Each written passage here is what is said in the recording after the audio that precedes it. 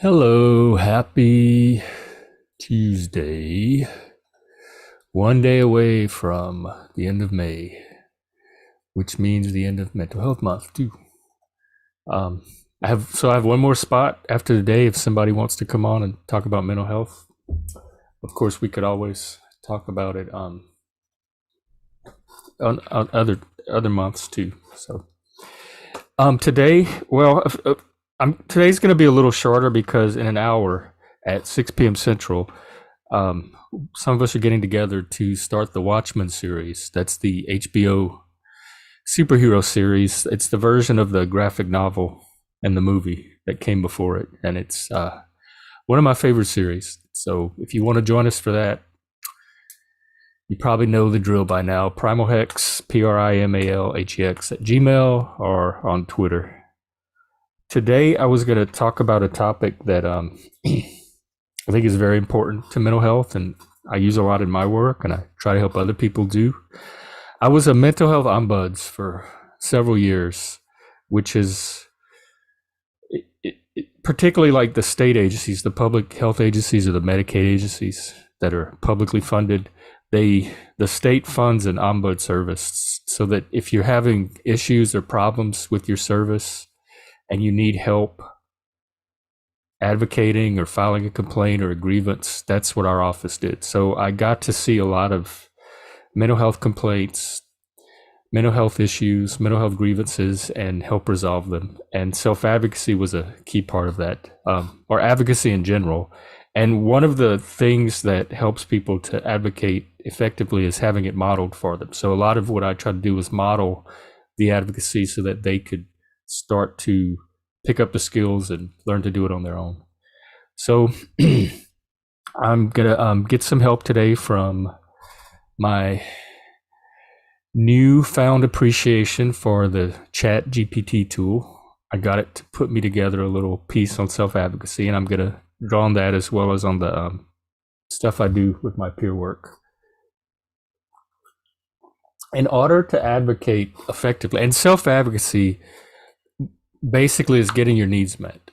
So in order to get your needs met, you have to know what your needs are. So self-awareness is a part of self-advocacy as well, like being aware of what your needs actually are and your values.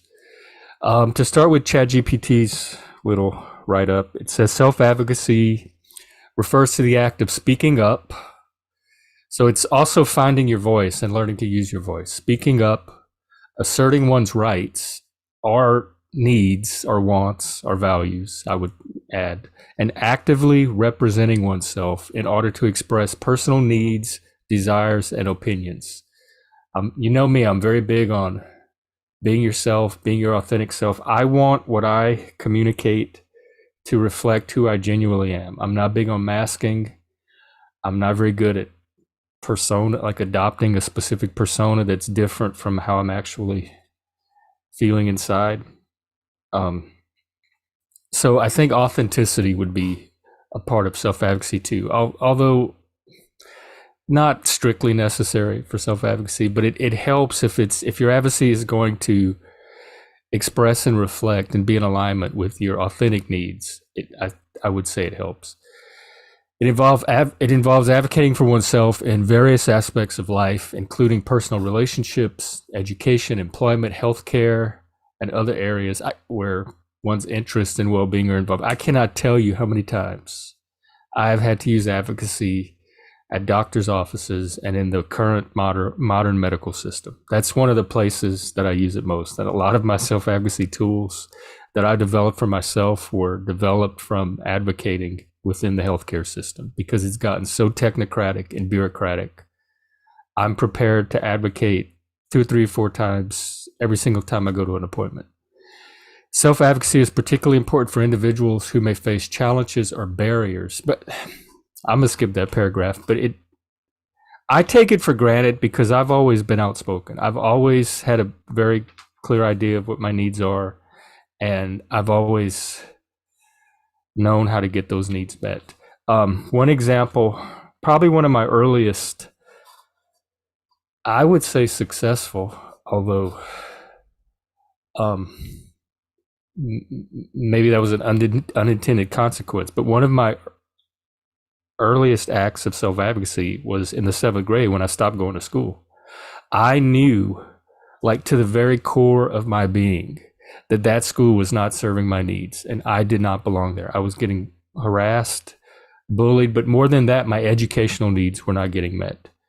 I wasn't learning anything. I was bored as hell. And if I stayed home, they had PBS educational programming. I had encyclopedias at home I could read. I had projects I could work on. There was more learning happening at home that I could give myself through my autodidacticism than I was ever given scope to do at the public school system. So I just stopped going. Like I was that clear that what my needs were and that they were not being met and that I had to do something. Like nobody was coming to rescue me. I had to do something about getting my educational needs met. So I stopped going to school, stayed home, and started educating myself in a way that was allowing me to learn much more effectively than the junior high school was. And that eventually led to me being placed in the gifted program, the residential one. And that's when another form of, like another act of advocacy happened.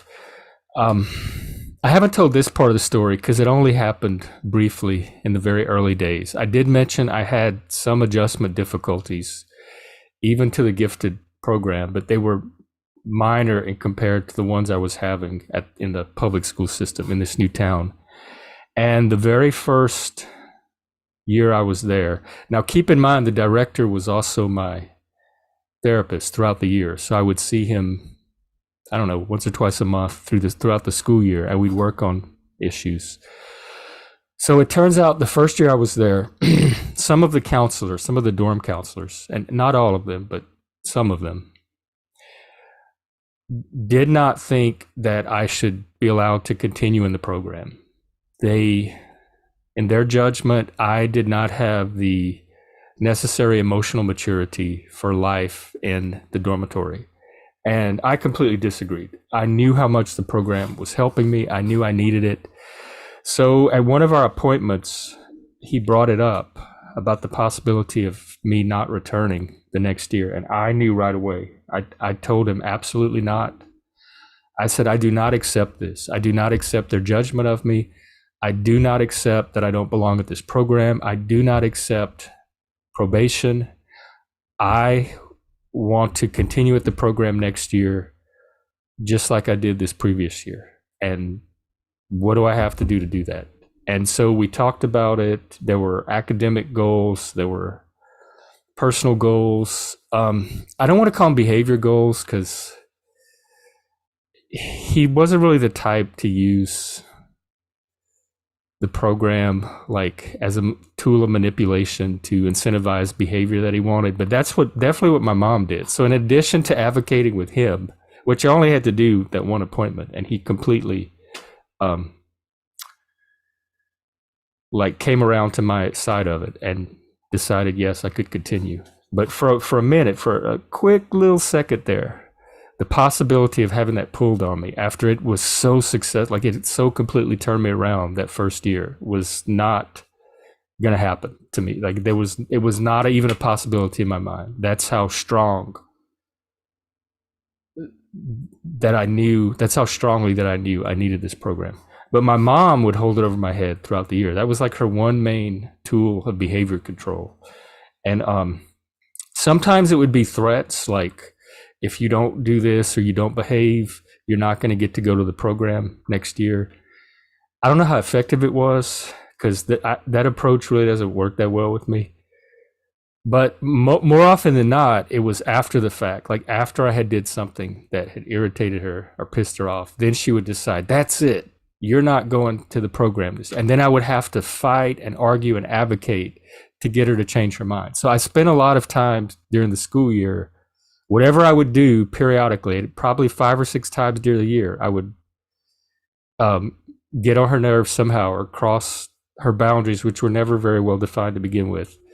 And she would threaten to pull the program from me. And then I would have to advocate very, very strongly to get to go that year. And that happened for all 5 years. Like every year, I had to fight with her each year to return to that program. So I think between those combinations of experiences in my teen years, this was junior high, high school. Um, I really learned what was important to me, and I really learned how to speak up and fight for what was important to me to get those needs met. There literally was no other option in their mind. Like I couldn't. There was no plan B, C, or D. I could not envision my life without this program in it, and so it was very easy for me to kind of develop the advocacy skills I needed to make sure that I could continue. Now, I talked about self-awareness being, and you got to remember in the mental health system, a lot of people are kind of either in crisis or fresh out of crisis, or may have a whole history of trauma and crisis. So they may not be like, there's a lot of learned helplessness. I guess I should talk about what that is. Let me see what Wikipedia has to say. And so people may not always be aware of their needs. They may have gone so long without having their needs get met or even knowing how to meet their needs. And they may not have a lot of experience in self-advocacy or even aware that there's such a thing as self-advocacy. So a lot of times in the mental health field, it's kind of getting people to be aware and being okay with having needs. That, like, helping them discover what their actual needs are, their authentic needs, separate from the needs that society has them thinking they should need. It's kind of peeling all of that back. Like we've talked about the layers of the persona and the social programming and all of that second factor residue, peeling back that varnish kind of and getting to the authentic who they are or want to become that's beneath all of that. Those are the needs I'm talking about. So there's a process of kind of discovering your needs. There's a big garbage truck outside. I don't know if it's going to disrupt me, but it's very loud. I can hear it where I am. I don't know if it's coming through on the video, the tape. And then there's teaching them the skills. Like once they know their needs, it's teaching them the skills to get their needs met. And like there are needs you can meet on your own that you don't need advocacy for. Like you can go to the store, get food, and feed yourself without having to go through another person. Self-advocacy is when it involves, like somebody else is involved in helping you get your needs met. So it's how to communicate with them in a way that will get your needs met, and identifying who to communicate with, because it's not always just anybody. Learned helplessness is a behavior exhibited by a subject after enduring repeated aversive stimuli beyond their control. It's related to the concept of self-efficacy, the individual's belief in their innate ability to achieve their goals. Learned helplessness theory is the view that some mental illnesses or clinical depression or perhaps a history of trauma may result from a real or perceived absence of control over the outcome of a situation. And I talk about personal agency a lot. It's that lack of a sense of personal agency, that you're helpless and at the mercy of your environment and the people around you, and that you're a victim. So overcoming that victim mentality, developing a sense of personal agency, developing that awareness of self-efficacy, and that really comes through practice. It comes, like, you can do it a little bit in theory and imaginatively through helping them visualize and imagine for themselves what that is, but it really comes in practice. Once you have them setting some achievable goals where they can actually carry out tasks that demonstrate to them that they do have agency, and that they can be self-effective, and that they can advocate, that's what really starts to ground that sense in something concrete and makes it real for them. So some key aspects of self-advocacy. I've talked about the self-awareness, understanding your strengths. That's very important. Like if you're going to go into advocacy, know your strengths, because you want to advocate from a position of strength and from your strengths. And you also want to know where you're vulnerable, so you can develop strategies to kind of minimize the extent to that somebody you're advocating with can play on your weaknesses or use them against you. And advocacy is not always adversarial. In fact, part of what I do is help people identify the right people to advocate with to begin with. And ideally, you're going to be advocating someone that has your interest at heart or whose job it is to see that you get your needs met. So it's not always going to be a battle or contentious or combative, but it can sometimes be. And if it needs to be, well, I'll talk about that later on in the process because there's different strategies you can use if it gets to that point. It involves developing a clear sense of one's values, goals, and boundaries. Boundaries is a good one. I have this naturally strong sense about boundaries, and they're centered around my values. So I know when my values are being encroached upon. I know when my boundaries are being crossed, and I'm able to voice that like almost instantly. It's like when somebody steps on your foot, you're gonna scream right away. It's not gonna be something you're confused or unaware of. That's how it is with me in boundaries. But for some people who don't have a strong sense of boundaries, they may need to develop, like, when has somebody crossed your personal line? When has somebody, and it's not always intentional, of course, but sometimes people, like, one example for me that I run into a lot is, especially with the community building and the groups that I do, I don't like a lot of rules. I don't need a lot of rules.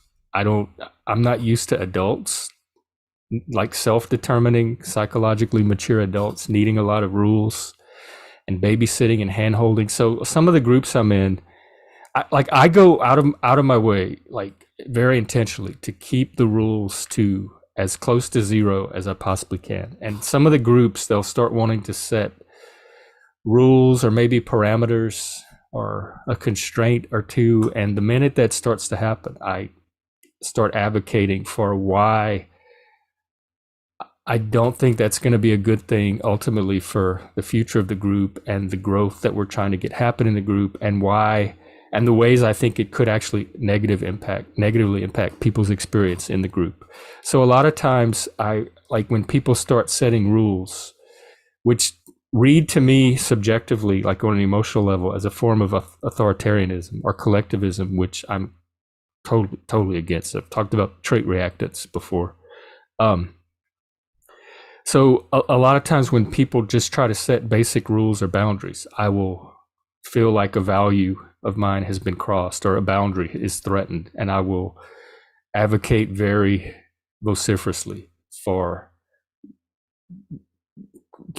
keeping, like, having that not happen so that my values can stay intact. Because my values, I firmly believe, because I have experience with this, that the values that I operate off personally are also the values that help to build and create a healthy community. So it's not just like a selfish, I don't like to be told what to do or controlled. I'm also looking out for the direction of the community. Assertiveness, I've never had a problem with this, but for some people, developing a sense of assertiveness, communicating effectively and confidently to express your thoughts, feelings, preferences, speaking up, asking for what you need, setting the boundaries, negotiating, people whom that doesn't come naturally to. And like growing up, we were all assertive, like me and my siblings and the adults, everybody kind of fought it out for themselves. And we didn't have any trouble speaking up or complaining or asking for what we wanted. So I think I've always kind of had that, but for certain cultures that are kind of taught to behave and not rock the boat, not speak up, not put yourself first, think of other people, think of the group, the collective. That assertive mindset may have to be learned, again, through practice. So in addition to developing that sense of self-efficacy, I think developing a sense of assertiveness, that it's okay, especially as an adult, you're not a child anymore. As an adult, it's okay to communicate your preferences and what you're feeling and thinking and your needs and your wants. That doesn't mean people are obliged to meet them, but you're certainly not doing anything wrong by expressing them. And in fact, you're taking personal responsibility as an adult, which self-advocacy really, one of the main, the goals of it, and it kind of works hand in hand with, is personal responsibility. It's a way of adulting. It's a way of growing up, taking responsibility for your own needs and for getting them met. And self-advocacy is a wonderful tool for helping to um,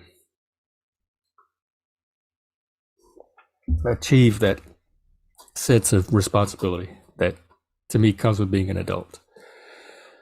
Knowledge and information. This is where people like me and ombuds and other like if it's healthcare, there may be a patient service representative or what do they call it, a patient advocate or patient care representative or something. They may have somebody that in the healthcare system itself, like your doctor's office, especially if it's part of a larger network of clinics or like part of a hospital, they may have someone in the organization that's similar to an ombuds that can help patients that are having issues or difficulties. A lot of times it's educating them about the advocacy process. Like each organization will have its own specific process of how they handle grievances, and you're not bound by their process, or at least in the public mental health agency that I was part of, there were several paths to advocacy, but I always recommended making a good faith attempt to initially go through their process. I mean, their process may not be consumer friendly. It may not be a very effective process. They may not be following the process themselves. So there's many difficulties you could run into when trying to use an existing process that a company or organization has developed. But I always recommend at least, I mean, again, everything's situational and contextual, depending on the situation you're in. I always recommend in general like making a good faith attempt to use their process. Sometimes their process is as simple as letting somebody know, like letting the supervisor know. Sometimes there's an official form you can fill out. Their website might have a form. You can go, like I had an issue with Walgreens last year when I was trying to get my COVID vaccination. And I went to the website and they had a contact form where I could contact a representative, and then they contacted me back and helped me resolve the issue. And so things like that, just see what their process is. You can always get help with it if you're like don't have a lot of experience with this. Another part of knowledge and information comes with what we call identifying the gatekeepers, identifying who you need to talk to. Like, don't waste your time talking to someone that doesn't have the ability to help you solve your problem or get your needs met. And another kind of, it's not really a rule, I guess it's another practice that I found very useful for myself. I don't waste a lot of time on any one person. Organizations are networks, and they're networks of individual human beings. So they're not this faceless, I mean, it can seem, and I think a lot of people have in their imaginations, that it's this unfriendly, faceless bureaucracy like Kafka in the Castle. But it's really made up of individual humans, more or less like you and I, and they are in specific roles, and the roles can change how we've talked plenty of times over here about how roles can influence people's psychology. So the roles can determine kind of the experience you have with them, but underneath all of that, they're still people. So it's identifying the ones that either have the power to help you get your needs met, or those that are sympathetic to your needs, and although they may not have the exact power themselves, they could be allies in the advocacy process. So it's identifying the gatekeepers and identifying potential allies that can help you. So if I'm having an issue, like say I'm out shopping or something, and I'm having an issue with a certain store, I'll talk to the sales clerk or the cashier, whoever's helping me. But if they're not able to solve it, I'll either ask for a supervisor, or I'll get the contact information for a supervisor. And so I'll make one or two little attempts to see if they can help me resolve or work it out. But if not, I'm always willing to go up the next chain. And this helps cut down on conflict too. Because like, let's say I can't get anywhere with the supervisor, or maybe that starts to escalate. I don't have to spend a lot of time even on that supervisor. I can get their supervisor. Like, you can constantly go up the chain. I had to do that at a company last year that I'm a member of, and they took an action that adversely impacted me, and I had to call them and try to get it reversed. and the person couldn't help me, and they bumped me to the next person, and that person couldn't help me. Part of it was like the computer had done it. It was something the computer had done through an algorithm, I guess, just automatically, and no human there had the power to override the computer. So eventually I had to talk to the national, whoever was in charge of the national region that I was in. It was like half of the United States. They had bumped me all the way to the person at the top of that chain. And I talked to him and was finally able to get it resolved. And he was very understanding and very collaborative with me. So that's the kind of person ideally that you want to advocate with. When you find somebody like that, when you're going up the chain and you find somebody who's willing to work with you, who seems sympathetic to your issue, and who is willing to collaborate, give them a little more chance. Like, spend a little more time with them and give them a chance to actually help you. See if you can solve it before you go to the next person. I only go up when it's obvious to me that the level I'm dealing with currently is not going to resolve anything and has the potential to escalate into needless conflict. So identifying those gatekeepers and identifying potential allies.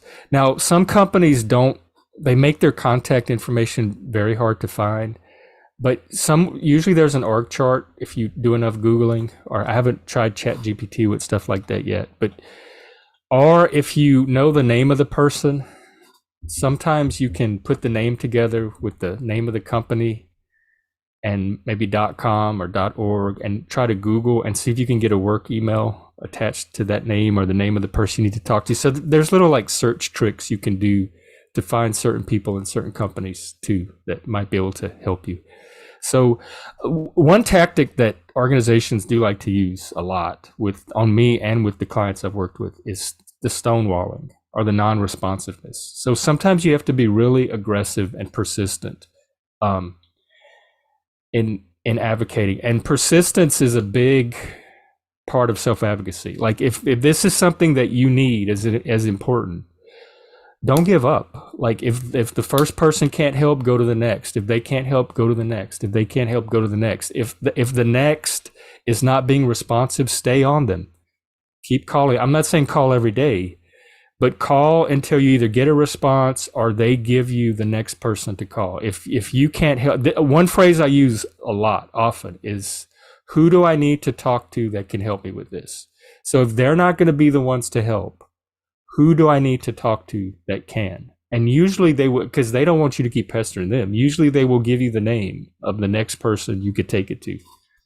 If they say nobody, there are also things you can do outside of the organization. I've gone on social media, like I've had to take issues to Twitter before, and you'd be surprised how quickly companies respond once you start going on social media. But if you do that route, do it in a way that keeps your own personal reputation, I guess, or integrity intact. Don't go flame the company publicly. Just lay out the issue very objectively and give them the chance to respond. If you're gonna like advocate, if you're forced, because I only do it when it's absolutely have to. If you're forced to take your advocacy to the public square, try to do it in a, like, I'm usually the last person to advocate for this, but try to do it in a professional, mature kind of way that I try not to make it a bloodbath, because ultimately that's going to work against you too if it's public, because there's so many eyeballs on it. You want to come out looking like the bigger person, I guess. Or if you're the aggrieved party, you don't want it to seem like, well, they had a reason to make the decision they did. So persistence and resilience is very important. Being persistent in the face of challenges, setbacks. Have a plan B. Like if you be prepared to get a no, and you have to be okay with hearing no. If you get a no, re-strategize, have a backup plan, revisit your goal. And that's another thing about self-advocacy that's good to do, is kind of make a plan. And you can sit down with somebody else that either has experiences with this, or maybe a trusted friend, and come out with a kind of a roadmap to advocacy. You're going to try this, this, and this. If that doesn't work, then you're going to try this, this, and this. So kind of have I mean, you don't have to sketch it out in that detail if you don't want, but kind of have a sense of a backup plan that makes it easier to keep going and be persistent, and it makes it not seem so hopeless and like you're at the mercy of this one person you're talking to. If you have an awareness of the other different paths through the labyrinth and that you're not just caught on that one little dead end, it's easier to kind of maintain your equanimity around the advocacy. Because the more grounded, and I don't know if I necessarily want to say calm, because depending on what the problem or situation is, it can bring up a lot of emotions, like negative emotion, anger, anxiety, fear, concern, panic, despair.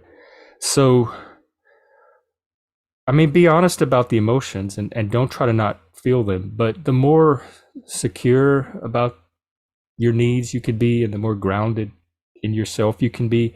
Like I let them know all the time. If I'm honest about my emotions, like I'm really angry that this and this has happened, or I'm really worried that if I don't get this, then this and this is going to happen. So I don't mind communicating those emotions, like the emotions that are driving my advocacy. A lot of times people will connect to that and respond to it.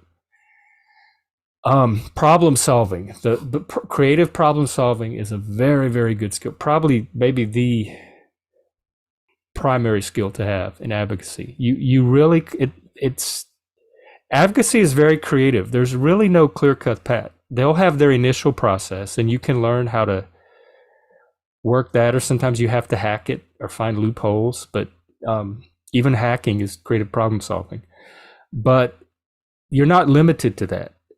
The key is to identify obstacles or potential obstacles, brainstorm the alternatives.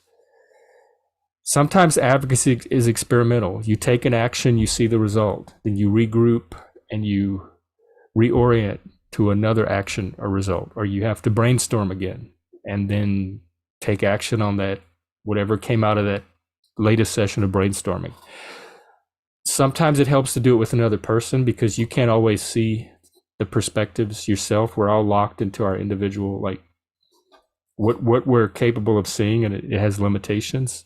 So sometimes if you talk it over with a friend or two, they might help you see ideas that you might not be able to see yourself, which leads me to another part that is identified in helping advocacy be effective, and that's building support networks. I talked about the allies, but there's people like Ombuds Office, customer care representatives. It's in a company's best interest to, they don't want unhappy customers. It's in their best interest to resolve conflicts with customers too. So usually there's somebody in the company that has that role that could potentially be an ally, or at least help you find the person you need to talk to. Sometimes there's groups, support groups, there's professionals you could work out there. Now, we had a principal in the Ombuds Office that our goal was to work out conflicts at the lowest possible level. So if you're able to work it out with the client and whoever they're having the problem with, let's say it's their therapist, and you don't need to involve anyone else, that is the ideal solution. Maybe you need to bring in a supervisor, but then it gets resolved at that point, and you don't have to bring in the next layer of the chain. So you want to always try to resolve it at the lowest level you can, if possible. Now, it could reach a point where it turns into a different form of advocacy, which is legal advocacy. And that's when you start finding a lawyer and getting the kind of professional help that a lawyer can bring. And that's a whole different type of advocacy. And sometimes it will involve actually going to court, but sometimes it can involve mediation, negotiation. But those are all legal solutions that a professional lawyer or legal expert would have to help you with. So my advocacy is up to the point where just before it needs the next level of escalation, which would be legal. So I can help anywhere from the initial problem and the interpersonal stuff all the way up. We did mediation, we did negotiation, We were empowered to do that in our roles in ombuds. There's no reason to say that a company or an individual within an organization couldn't agree to a meeting of like with just family members or maybe a trusted, maybe a clergyman or a therapist. Maybe they'd be willing to meet with a customer and a mental health professional to try to work it out. So, but if you're talking about legal mediation, where it has like there's specific agreements, like legally binding agreements that come out of it, that's a level beyond the kind of advocacy I'm talking about, but it is a potential solution if you can't get any of your needs met, exhausting all of the other avenues that I've been speaking on. Self-advocacy, one of the goals of it, or one of the uses of it, is in self-empowerment. It's very empowering to be able to take control of your own needs and take responsibility for getting them met. And the more you can do that on your own, the more confidence you're going to have as a person, the more empowered you're going to feel as an individual, the less stressors, like it's going to reduce the amount of stress that stressors put you through, because you're going to have the kind of awareness and confidence that you can handle them. So you don't have to like get thrown off by every little challenge or obstacle that comes your way, because you'll have a personal history you're building up of ability to take control of situations and get them resolved. It frees you up to make decisions that are more aligned with your personal values. So you don't have to you don't have to play other people's game and compromise yourself. You can start playing your own game in collaboration with whatever other game you have to play from interfacing with these organizations. Every advocacy I do, I guess this is another good principle. To me, when I look at the situation, it seems reasonable. I don't ever think I'm advocating for something that would not be reasonable in that situation. So try to make your advocacy reasonable. Like, don't push it to a level that's unreasonable, or don't push it for something beyond what's required to solve your immediate problem. Don't do punitive advocacy or revenge advocacy or anything like that and try to get the company to pay for a perceived slight or grievance that you've suffered from them. Your goal is to get your need met, and above all, and once your need is met, the advocacy has been successful. And if your need is reasonable, it's a lot easier to get it met. Like, eventually you're going to run into some reasonable person that sees the same in it that you do, and can say, oh yeah, I can understand your problem. Oh yeah, that does seem reasonable, that this is what you would expect as an outcome. So I guess that's my point. The more reasonable you can keep it, the more effective it's likely to be. It can also be used in personal growth. It develops autonomy, positive change in individual lives, which ultimately helps the community, which helps the larger society. So I don't have enough good things I could say about self-advocacy. I wish more people used it. I think if everybody used self-advocacy to the optimal level that they could, we'd probably have a more responsible, maybe better functioning society. I don't know. Like, I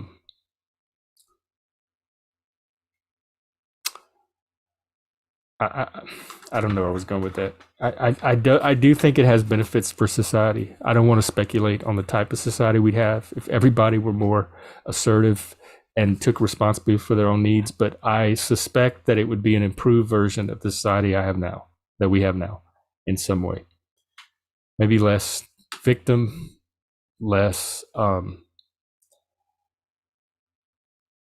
sense of powerlessness, less codependence, more interdependence and creative collaboration, and less codependence and kind of neediness and victimhood. Let's see if there's any other points I want to touch on about self-advocacy. It helps in what we call in the mental health world recovery, which could be recovery from addiction or mental health conditions. It starts to help you develop that resiliency and personal agency that I've talked about, that helps you start to take control of your own recovery and direct it in the direction that you want your life to go from that point. So it has like psychological and personal development benefits, as well as just getting your immediate need met through self-advocacy. Um, it's used in goals, like goal setting is, we use it a lot in mental health recovery. Like having goals gives you something to aim for and direct your vision for yourself, and it's a way to mark progress so you can see real concrete progress. And a lot of times in the self-advocacy is one of the tools for getting some of those goals met, so it can help you achieve whatever goals you're setting for yourself. People use it in like medical situations or with their therapy, are advocating with their therapist for a certain, to work on your therapeutic goal should be determined by you in collaboration with the therapist. So you use advocacy in working with your therapist to make sure you're working on the goals that you're there to work on and not the goals that they think you should be working on. People use it in psychiatry when their medications are not working. They either want to reduce medication or change to a different medication. And sometimes doctors can get really locked into what medication regime you should be on and not always hear the reasons for wanting to switch or how the medication is affecting you. So it's used a lot in having conversations around medication with your doctors, or any kind of treatment plan. In mental health, that usually turns out to be medication. You can advocate for certain treatments that you can advocate with your insurance companies. You can advocate for certain treatments like that you think may be beneficial to you, but that your doctor doesn't necessarily want to authorize yet, or that your insurance company doesn't want to. Maybe you want to try EMDR or acupuncture or something like that, and your doctor's not ready to empower you to do that. You can use advocacy, like lay out the reasons why you think it would be beneficial. The more adult of a conversation you can have, like, I think the greater your chances of success. But people can't always, and not, like, even if you can have an adult conversation, other people can't always. Like, people get locked into their biases. They have certain emotions around certain topics that can, and they may not have the skill or awareness to talk through them or around them. So sometimes you have to kind of, in your advocacy, compensate for the shortcomings of the people you're advocating with. Talked about the brainstorming, research, being able to use the internet helps a lot. Social media. Oh yeah, practice. You can always practice with a friend. You can role play situations. You can role play. What if you get a no? What if you don't get what you're asking for?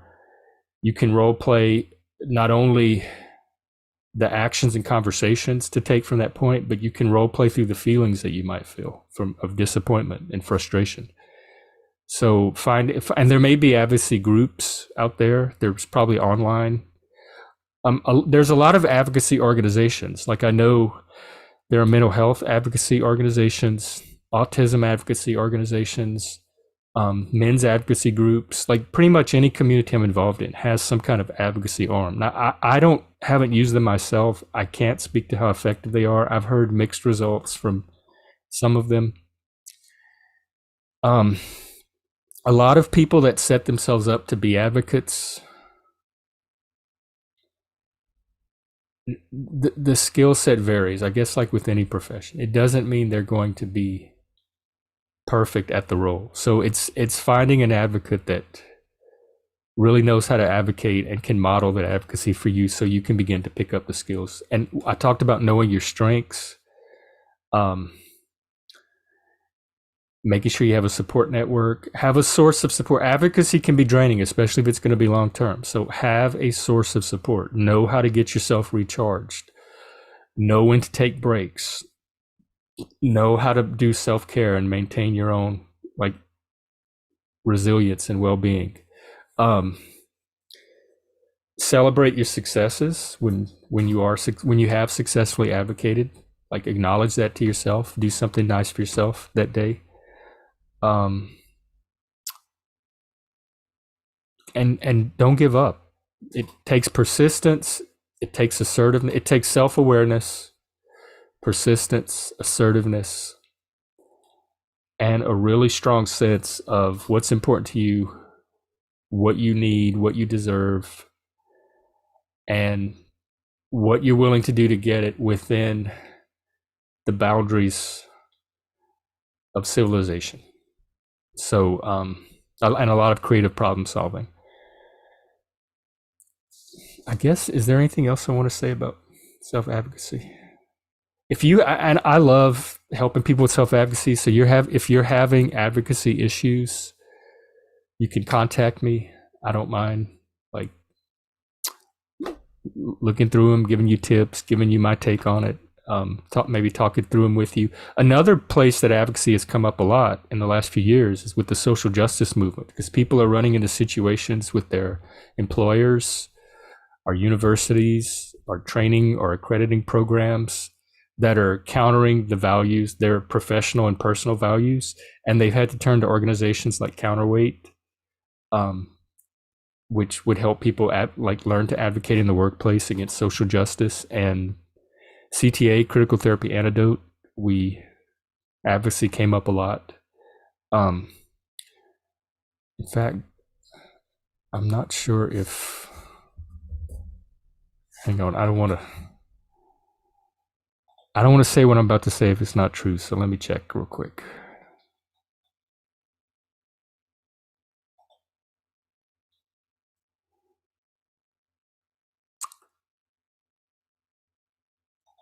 I was thinking of the Solid Ground organization that Leslie Elliott and her crew just formed. I'm not sure if they do advocacy or not, and I'm trying to find their website.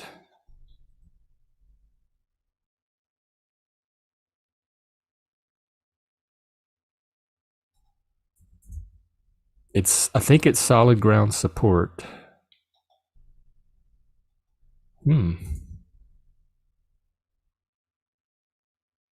Well, anyway, the point is there are advocacy organizations out there. You can contact, if it's mental health related, contact me, or if it's neurodiversity related, contact me and I'll help you find some if you need them.